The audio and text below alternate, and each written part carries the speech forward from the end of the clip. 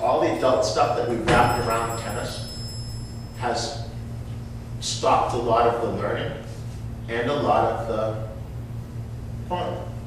You know, I fussed at you when you were playing, I don't know who you were playing, Rubina or somebody, you know, because you were fooling around too much. But I also don't think that you had to be totally, absolutely serious.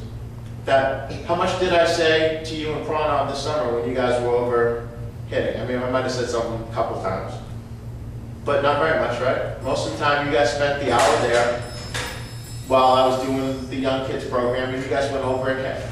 And you did whatever you wanted to do. You made it up. Was it fun? Yeah. Was that a fun hour? Yeah. Yeah. Would you do more of it? Yeah. Yeah. Think you got anything out of it? Yeah. Huh.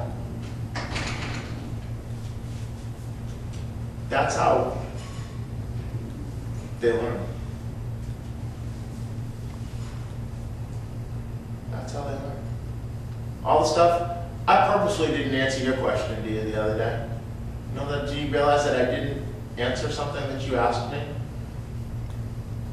I'm not going to bring it up in front of everybody, but you asked me something about practices and practice matches and stuff, right? You know why I didn't answer you? Just figure it out. That's part of what it's all about. Is you go out there and you figure it out. That's what we all did on the playground. For always. You go out and you play in the street and you figure it out, and you figure out how to deal with it when you're the last one to get picked or you don't get picked, and you figure it out when somebody cheats and how do you deal with that person because they're not playing fair, and you figure out the person that's the poor sport and how do you deal with the poor sport that says, that's my ball, I'm going home, you don't want to play by my rules. It's life.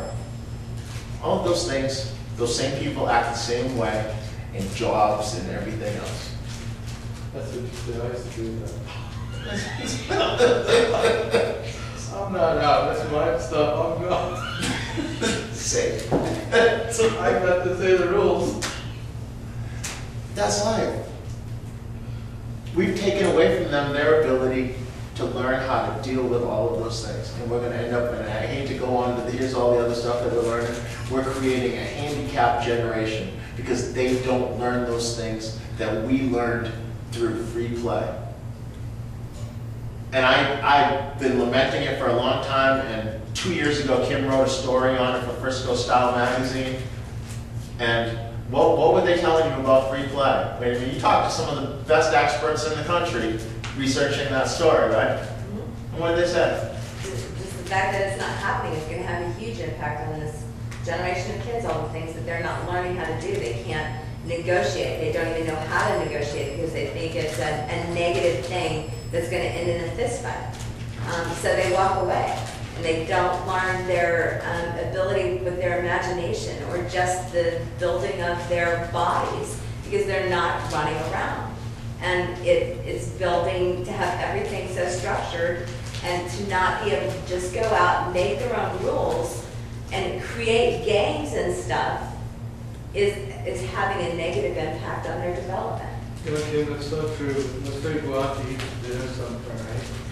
And we have a last, okay, it's taking too long, what happened? I said, why don't you go and ask her what all of this going to say? And the number of times they get pushed back, so I said, you know what, if you don't want to ask, we'll just sit here till they call. So that's true, right? I mean, you gotta... They negotiate with their friends. That's part of what they have to do when they're playing games. Exactly, and something else Dewey said, right? I mean, if you want, I always believe that one of the drawbacks tennis-wise is that hard courts, right? If you want something, go get it. And there's nothing better than like on a clay court, the ball's not going to come to you, it's going to stop. You got to go get it. If you want something, you got to go get it. I'm a big believer in that, and I think what is so true, what you said, right up that you did. They need to learn how to negotiate. We have to. I mean, and just the whole imagination. Yeah. That if we just let them go out and play all the time, I guarantee you, maybe not this group because I'm saying it now in front of them, that you would, if we had this whole group of beginner kids, and part of what they did on a regular basis, where they went out there and did it, as they started watching tennis and stuff, they would be like, okay, you're Federer and I'm Nadal. and they'd be out there and they'd be playing it, and they would be imagining that they're better and the other kid is an adult. And that's how they would be trying to imitate and do all of those things. I was Connors and Borg. Yeah, exactly. This is so true, because when I was a kid, I was either Roosevelt, Newcomb, Gonzalez. That's how I played. We had a big hallway. I'm still Maria Sheriff. But I'll tell you, one thing tennis does bring in, and I can give you an example of Nadia, my older daughter. When she went to nationals, she was very confident of doing things. She once told her mother, "Don't worry, I'll take care of you. I'll show you how to get a rental car, how to get there." The tennis has positives to it, although she's always brought up that it creates too much independence. But I think that there's good sides of tennis that's beyond the tennis court, because they have to do everything on their own. They do their own registration, they do on the court, they're on their own. So there's a good side.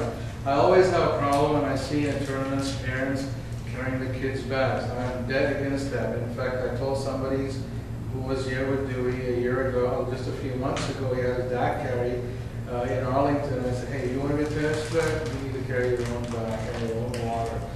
The other thing I find is parents doing registration for the kids. I just got a problem with some of these things that I see all the time. I mean, and I see the spoon feeding happening day in and day out at tournaments. And I'm finding it more and more, especially at the Super Champ level, that's even more rampant. I don't know if it's in Texas or anywhere else, but in Texas, I mean, it's everywhere. It's a very entitled sport.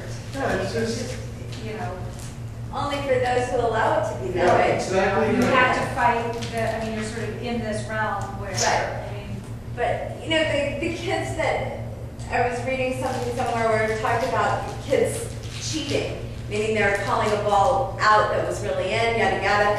And actually, it was a conversation I had with the dad of one kid and the brother of another kid got in a fist fight over the miscalling of the two players. Okay, why are not the players handling that? If the one who is cheating, no one's calling them on the carpet, that's a problem. But why doesn't the one who's playing them have the know that it's my responsibility, that I can do something about this? It's like it being a playground. Exactly. You gotta have the safety, say, you know what, excuse me, Then you no. forget about it the next day and the kids would work it out. Yeah, let me go get an official, because I'm not sure about this. That should be the child understanding that they have that right versus the parents standing out there complaining about it. Give the kid the ability to do that. And that's part of the playground. They don't understand that. They don't have to do it on the playground. We're not a free play, if you will.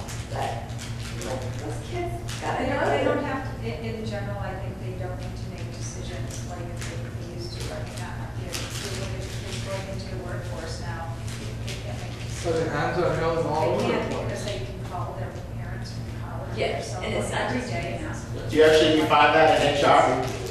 That, Whole new Oh, I thing. know. There's a totally different workout. I can do that. I can- Totally different kind of individual, because they don't know how to make decisions, because there's so much contact with your, and go out to college, when did you call home? Once a week, maybe? yeah, that, Yeah. I mean, that